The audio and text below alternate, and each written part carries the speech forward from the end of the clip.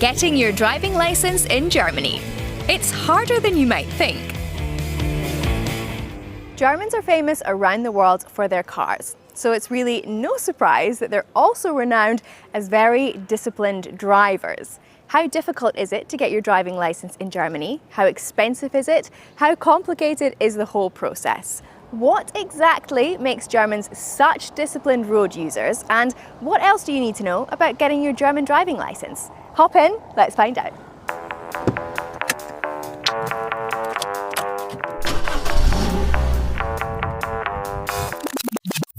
There are several steps you need to take before you can even think about getting behind the wheel. First, you need to pass an eye test. Then you must complete a first aid course, so that you're prepared if you get into an accident. Are you okay?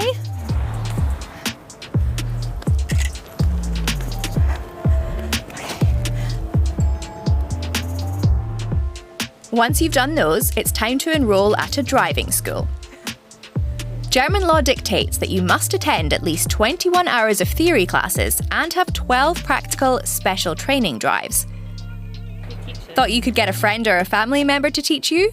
Wrong. It has to be a qualified instructor. Brake, wheel. That's a lot of steps. I got my license in Scotland when I was 17 and I didn't need to take an eye test or do a first aid course. My dad gave me a lot of my lessons and I think I did maybe 10 official hours of lessons. So quite a big difference there. What's it like in your country? Here are some facts and figures about Germany. It has the highest number of registered passenger cars in the EU, around 49 million, and ranks third in Europe for traffic injuries per million inhabitants, after Austria and San Marino. But Germany has one of the lowest road death rates, at 3.3 per 100,000 inhabitants, compared to 6.6 Europe-wide, 10.8 in the US, and 14.6 worldwide. And one of the lowest rates of drink driving deaths. South Africa and the US have the highest. Here in Germany, you're allowed 0.5 milligrams per milliliter of blood, unless you cause any trouble on the streets. That's around 2 small beers for the average man, but maybe just 1 for me. Although, to be honest, I wouldn't advocate drinking and driving either way. Okay, now we're ready to start driving. I'm heading to a lesson, but to get there, I need to get onto the German Autobahn, which is famous for having no speed limit. Onto the Autobahn. Not gonna lie, this always makes me a little bit nervous.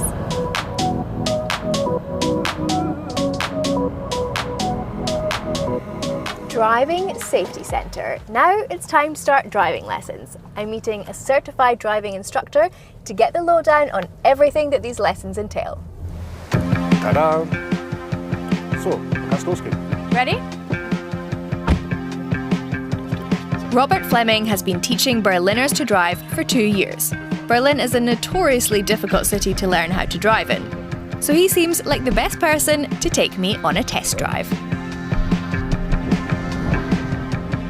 So what does a block of driving lessons in Germany actually look like? What's the general idea?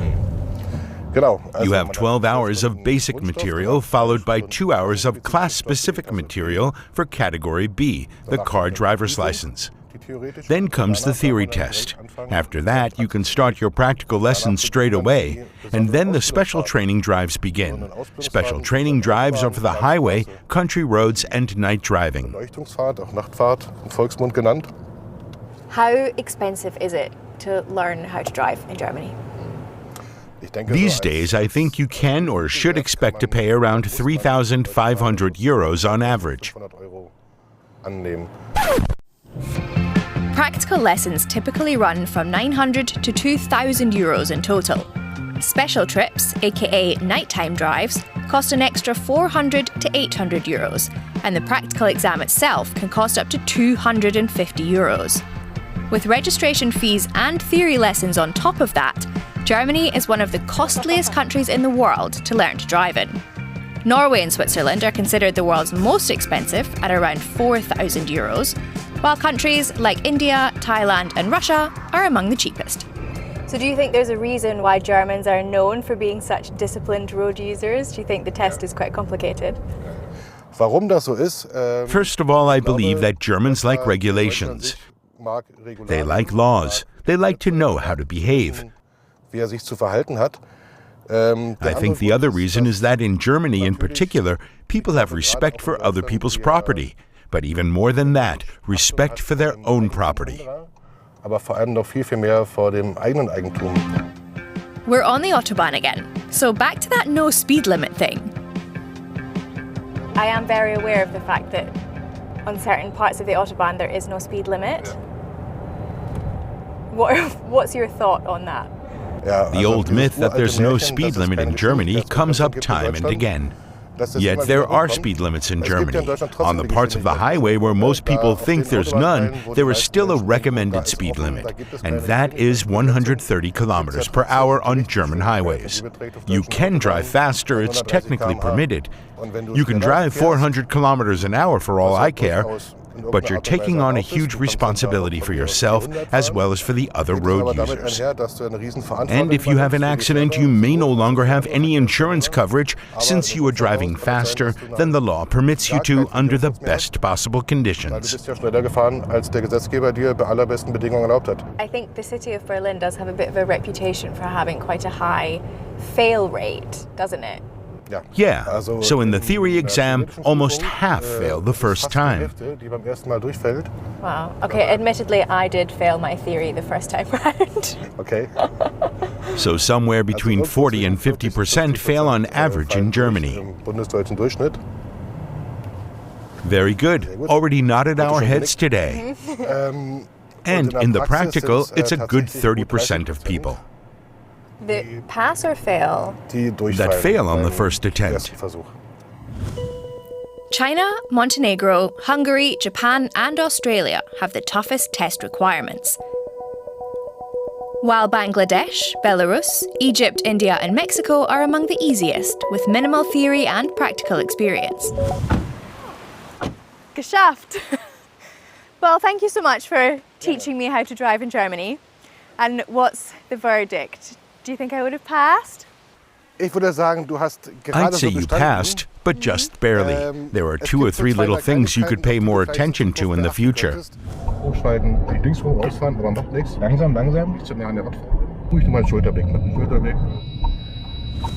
The rest, tip-top. Okay, perfect. Thank you so much. I really appreciate it. Dankeschön. Okay, so you finally passed your test. Hooray! That means you don't need to worry anymore, right? Well, not quite. For 2 years, you're on probation. That means if you commit any violations during this time, you risk losing your license. Okay, you're now a fully qualified driver. Simple, kind of. So there are a lot of steps involved, but to be honest, it does make me feel safer driving on the roads here, knowing that everyone around me clearly had to be a very good driver in order to be able to pass their test. How does the process compare to your country? Let us know in the comments.